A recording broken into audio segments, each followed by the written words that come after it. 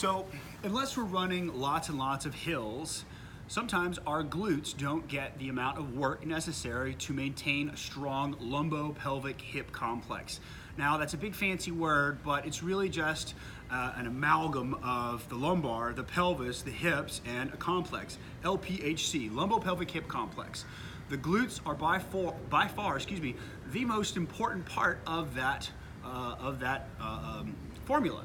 And guess what? When we sit down, when we drive, when we live in our modern day, our glutes tend to go on vacation. And when we run in urban environments where there's, we're just maybe squeezing it in, and we don't have time to get out to the trails with some hills to challenge our glutes, they go to sleep, and there is a cascade of bad stuff that happens when we don't have our glutes in line. So this movement is a glute, we'll call it a glute awakener.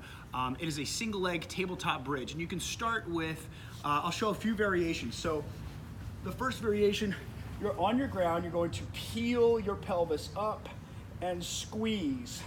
Then lower your pelvis back down to the ground, one vertebrae at a time. It's not thrusting your hips up in the air.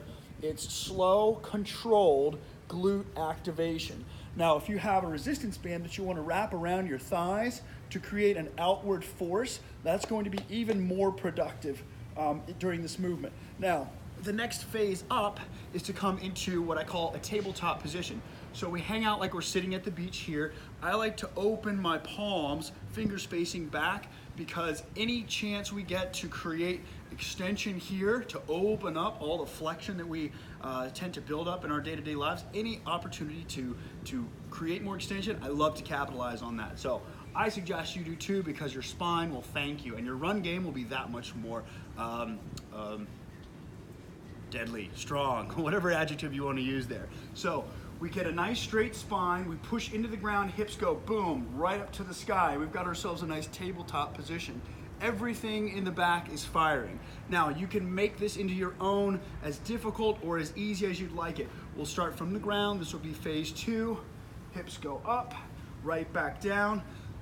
Phase 3 or level 3, we're gonna float the leg and we're gonna push into the ground and try to get our hips concentric with one another, evenly spaced, right back down. Switching each side so you can see what's going on, and that will fire those glutes up. Try 3 sets of 10 on each leg and have fun with it.